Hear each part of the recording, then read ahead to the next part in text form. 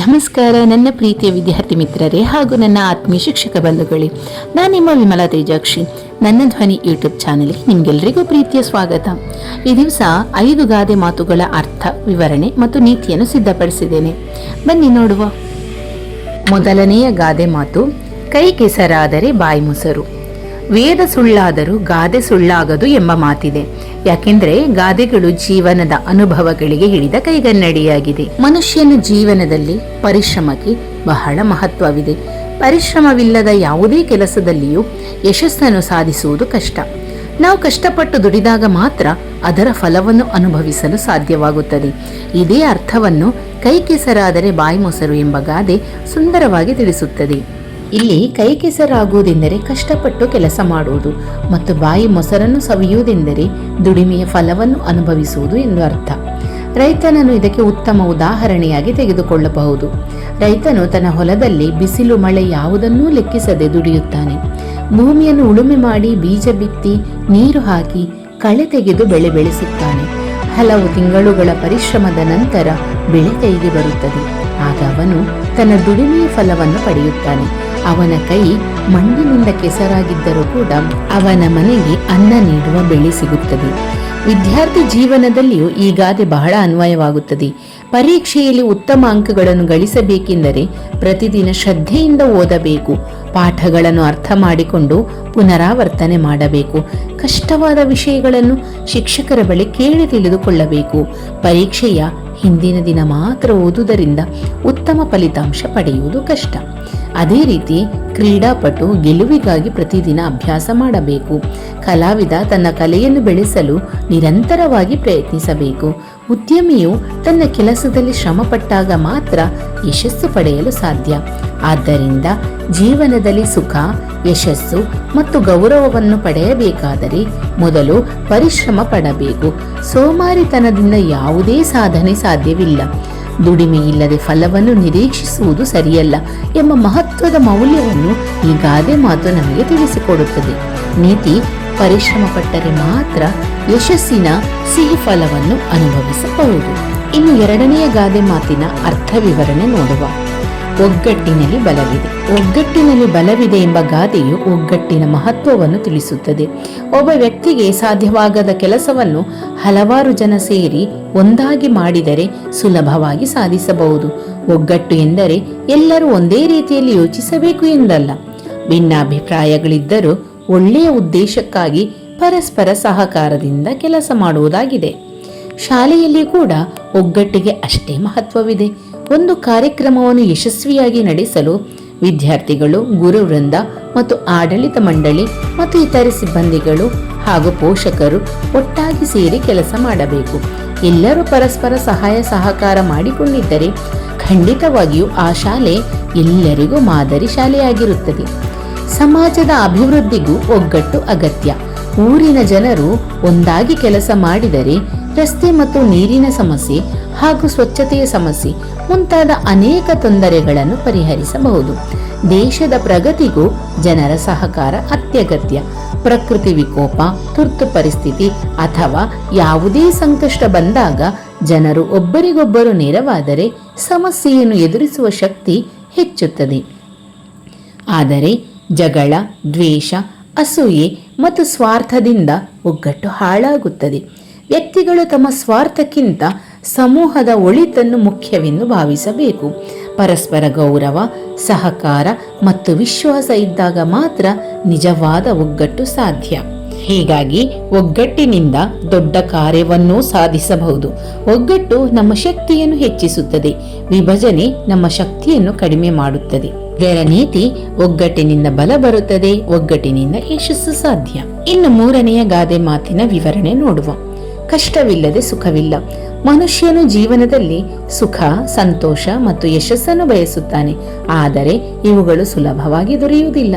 ಪ್ರತಿಯೊಂದು ಯಶಸ್ಸಿನ ಹಿಂದೆ ಪರಿಶ್ರಮ, ತಾಳ್ಮೆ, ಶಿಸ್ತು ಮತ್ತು ಅನೇಕ ಕಷ್ಟಗಳು ಇರುತ್ತವೆ. ಈ ಸತ್ಯವನ್ನು ಕಷ್ಟವಿಲ್ಲದೆ ಸುಖವಿಲ್ಲ ಎಂಬ ಗಾದೆ ಮಾತು ತಿಳಿಸುತ್ತದೆ. ರೈತರು ಉತ್ತಮ ಬೆಳೆ ಪಡೆಯಬೇಕಾದರೆ ಮೊದಲು ಕಷ್ಟಪಡಬೇಕು. ಹೊಲವನ್ನು ಸಿದ್ಧಪಡಿಸುವುದು, ಬೀಜ ಬಿತ್ತುವುದು, ನೀರು ಹಾಕುವುದು, ಕಳೆ ತೆಗೆಯುವುದು ಮತ್ತು ಬೆಳೆ ಸಂರಕ್ಷಿಸುವುದು ಇವೆಲ್ಲವೂ ಶ್ರಮದ ಕೆಲಸಗಳು. ಈ ಎಲ್ಲ ಕಷ್ಟಗಳ ನಂತರವೇ ಅವನಿಗೆ ಉತ್ತಮ ಫಸಲು ಸಿಗುತ್ತದೆ. ಕೇವಲ ಬೆಳೆ ಬರಲಿ ಎಂದು ಬಯಸಿದರೆ ಬೆಳೆಯು ಖಂಡಿತವಾಗಿಯೂ ಬರುವುದಿಲ್ಲ. ವಿದ್ಯಾರ್ಥಿ ಜೀವನವು ಇದಕ್ಕೆ ಉತ್ತಮ ಉದಾಹರಣೆ. ಯಾವುದೇ ಪರೀಕ್ಷೆಯಲ್ಲಿ ಉತ್ತಮ ಅಂಕಗಳನ್ನು ಪಡೆಯಬೇಕಾದರೆ ಮೊದಲಿನಿಂದಲೇ ಓದಬೇಕು. ಪ್ರತಿದಿನ ಪಾಠಗಳನ್ನು ಪುನರಾವರ್ತಿಸಬೇಕು. ಅರ್ಥವಾಗದ ವಿಷಯಗಳನ್ನು ಶಿಕ್ಷಕರಲ್ಲಿ ಕೇಳಬೇಕು. ಸಮಯ ಪಟ್ಟಿ ಮಾಡಿಕೊಂಡು ಓದಬೇಕು. ಅದರ ಜೊತೆಗೆ ಮನಸ್ಸಿನಲ್ಲಿರುವ ಯಾವುದೇ ಒತ್ತಡವನ್ನು ಕಡಿಮೆ ಮಾಡುವ ಆಟ, ಮನರಂಜನೆ ಅಥವಾ ಇತರ ಆಸಕ್ತಿಗಳಿಗೂ ಅಷ್ಟೇ ಪ್ರಾಮುಖ್ಯತೆ ನೀಡಬೇಕು. ಓದು ಎಷ್ಟು ಮುಖ್ಯವೋ ಅಷ್ಟೇ ನಮ್ಮ ಮಾನಸಿಕ ಆರೋಗ್ಯ ಕೂಡ ಮುಖ್ಯ. ಪರಿಶ್ರಮಿಯಾದವನು ಮಾತ್ರ ಯಾವುದನ್ನು ಒತ್ತಡ ಎಂದುಕೊಳ್ಳದೆ ಪ್ರತಿಯೊಂದು ಕಷ್ಟವನ್ನು ಎದುರಿಸುವ ಛಲಗಾರಿಕೆಯನ್ನು ಹೊಂದಿರುತ್ತಾನೆ. ಕ್ರೀಡಾಪಟುವು ಗೆಲುವಿಗಾಗಿ ಪ್ರತಿದಿನ ಕಠಿಣ ಅಭ್ಯಾಸ ಮಾಡ್ತಾನೆ. ಅವನು ಸೋಲನ್ನು ಕಂಡರೂ ಮತ್ತೆ ಪ್ರಯತ್ನಿಸುತ್ತಾನೆ. ಅನೇಕ ಬಾರಿ ವಿಫಲವಾದರೂ ತನ್ನ ಗುರಿಯನ್ನು ಬಿಡುವುದಿಲ್ಲ. ಕೊನೆಗೆ ಸಾಧಿಸುವ ಯಶಸ್ಸು ಅವನಿಗೆ ಹೆಚ್ಚು ಸಂತೋಷವನ್ನು ನೀಡುತ್ತದೆ. ಜೀವನದಲ್ಲಿ ಕಷ್ಟಗಳು ಬಂದಾಗ ಕೆಲವರು ಹೆದರಿ ಪ್ರಯತ್ನವನ್ನು ನಿಲ್ಲಿಸುತ್ತಾರೆ.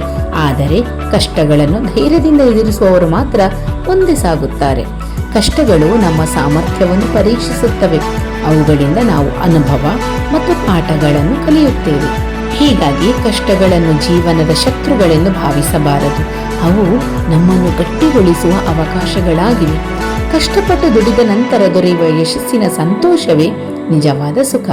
ನೀತಿ: ಕಷ್ಟವನ್ನು ಎದುರಿಸಿ ಪರಿಶ್ರಮಿಸಿದಾಗ ಮಾತ್ರ ಶಾಶ್ವತವಾದ ಸುಖ ಮತ್ತು ಯಶಸ್ಸು ದೊರೆಯುತ್ತದೆ.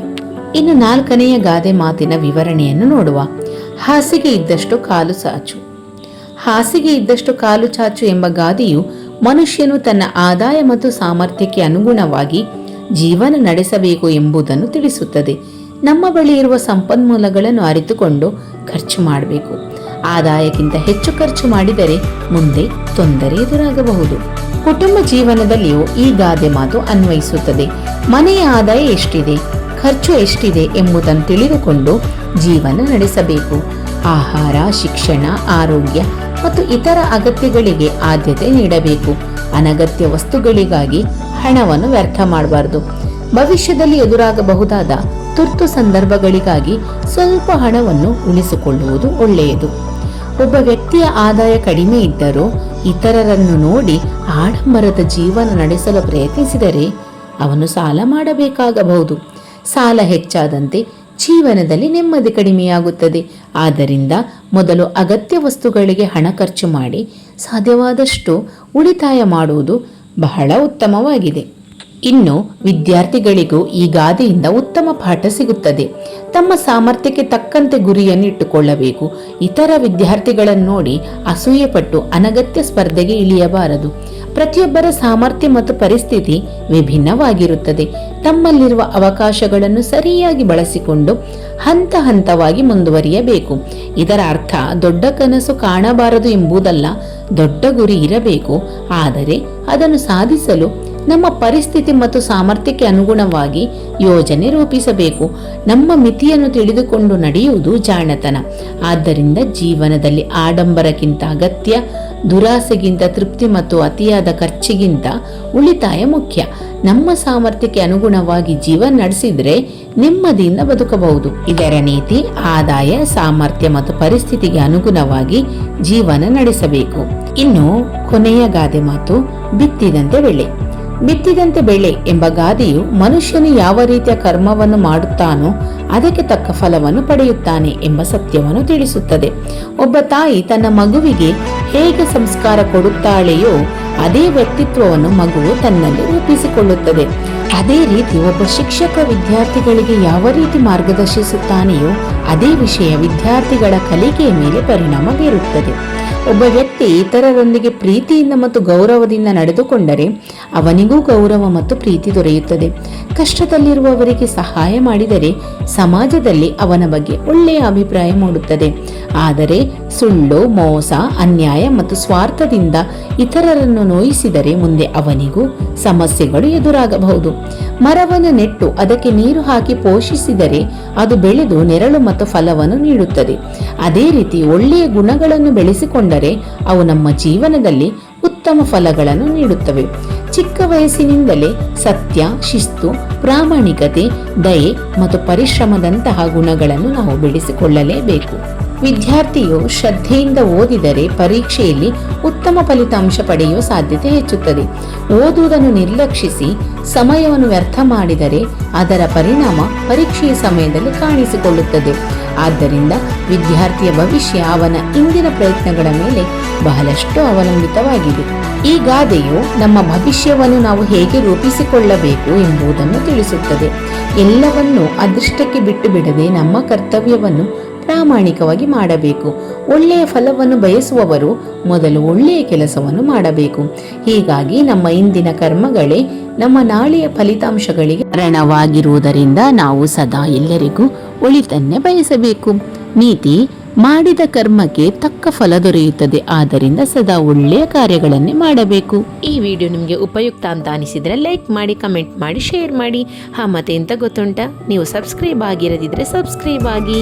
ಮಗದೊಮ್ಮೆ ಧನ್ಯವಾದಗಳು.